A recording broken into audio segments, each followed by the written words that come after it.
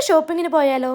ഒട്ടുമിക്ക എല്ലാ ഫ്രൈഡേ സാറ്റർഡേസിലും ഷോപ്പിങ്ങിനായിട്ട് നമ്മൾ പോവാറുള്ളത് അസീസിയയിലുള്ള നെസ്റ്റോയിലാണ്. അങ്ങനെ ഈവനിങ് ഒരു 3:30 ഒക്കെ ആയപ്പോഴേക്കും നമ്മൾ ഇറങ്ങി. നമ്മുടെ അപ്പാർട്ട്മെന്റിൽ നിന്നും ഒരു 100 മീറ്റേഴ്സ് ഡിസ്റ്റൻസിലാണ് ബാച്ചിലേഴ്സ് ആയിട്ടുള്ള നമ്മുടെ ഫ്രണ്ട്സിന്റെ റൂം വരുന്നത്. ഇവിടെ തന്നെയാണ് നമ്മുടെ പിക്കപ്പ് പോയിന്റ് വരുന്നതും.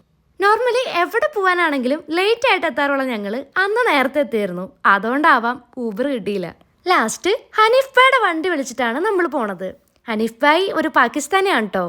കാര്യം നമ്മളെ രാജ്യങ്ങൾ തമ്മിൽ ശത്രുക്കളാണെങ്കിലും പുള്ളി നമുക്കൊരു ഉപകാരിയാണ്. അങ്ങനെ 3:30 ഇറങ്ങിയ ഞങ്ങള് അസീസിയയിൽ എത്തുന്നത് 6 മണിക്ക് ശേഷമാണ്. കാരണം വേറെ ഒന്നല്ല, ട്രാഫിക്. നെസ്റ്റോയിൽ ചെന്നപ്പോ അവിടെ അതിലും വലിയ തിരക്ക്, ഒരു ട്രോളി പോലും കിട്ടിയില്ല. സോ ഫുഡ് കഴിക്കാന്നും പറഞ്ഞ് ഫുഡ് കോർട്ടിലോട്ട് പോയി. ഈ ഒരു നെസ്റ്റോ പോക്ക് മുന്നിൽ കണ്ടുകൊണ്ട് തന്നെ മടി കാരണം ആരും ഒന്നും കുക്ക് ചെയ്ത് കഴിച്ചിട്ടുണ്ടായിരുന്നില്ല. കാലത്തെ തൊട്ട് പട്ടിണിയായിരുന്നു.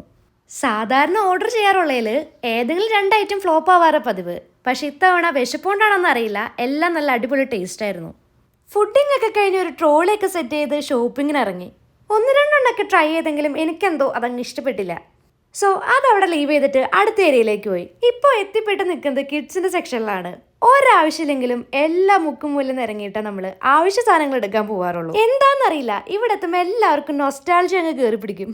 ആരെയും കുറ്റം പറഞ്ഞിട്ട് കാര്യമില്ല, അത്രയ്ക്കും ക്യൂട്ടായിട്ടുള്ള സാധനങ്ങളാണ് കേട്ടോ ഇവിടെ ഉള്ളത്. മേടിച്ചില്ലെങ്കിലും ഇതൊക്കെ ഒന്ന് തുറന്നു നോക്കുന്നത് വല്ലാത്തൊരു മനസ്സുഖ. നെക്സ്റ്റ് പോയത് ഇവിടുത്തെ ഫിഷ് മാർക്കറ്റിലേക്കാണ്. ജീവനുള്ളതും ജീവനില്ലാത്തതുമായ എല്ലാത്തരം മീനുകളും ഇവിടെ കിട്ടും. അങ്ങനെ അടുത്തൊരാഴ്ചത്തേക്കുള്ള എല്ലാവിധ സാധനങ്ങളും നമ്മൾ മേടിച്ചു. നെസ്റ്റോയിലെ ഷോപ്പിങ്ങിന് ശേഷം പിന്നെ കയറിയത് നെസ്റ്റോയുടെ തന്നെ തൊട്ട് ഫ്രണ്ടിലുള്ള ഡേ ആൻഡ് ഡേയിലാണ്. ഇവിടെ ഒട്ടുമിക്ക സാധനങ്ങൾക്കും 5 റിയാലുള്ളൂ കേട്ടോ. കെട്ടൻ്റെ പ്രാക്കണോന്ന് അറിയില്ല, നല്ല രീതിക്ക് ഈ ഷോപ്പ് ഒന്ന് എക്സ്പ്ലോർ ചെയ്ത് വന്നപ്പോഴേക്കും കയ്യിലിരുന്ന എൻ്റെ പുത്തൻ ഫോൺ താഴെ വീണ് ഞെളുങ്ങി ഗൈസ്. എന്തായാലും ആ മൂടങ്ങ് പോയി. ആ ഒരു വിഷമത്തിൽ താഴെ എത്തിയ വഴി കെട്ടിയവനെ കൊണ്ട് ഫോണിനൊരു കേസ് മേടിച്ചിട്ടു. എന്തോ ഞാൻ ഫോൺ എടുക്കുമ്പോഴേക്കും ഇവർക്കൊക്കെ എന്തോ ഭയങ്കര പേടിയാ. വേറൊന്നുമല്ല, ഇവരാരും ഒട്ടും എക്സ്പെക്ട് ചെയ്യാത്തപ്പോഴാണ് ഞാൻ ഇവരുടെ വീഡിയോസ് എടുക്കുക. അത് തന്നെയാണ് ഇവരുടെ ഏറ്റവും വലിയ പേടിയും. അല്ലെങ്കിൽ ഈ പറഞ്ഞിട്ടൊക്കെ വീഡിയോസ് എടുക്കണേൽ എന്താ ഒരു ത്രില്ലുള്ളേ.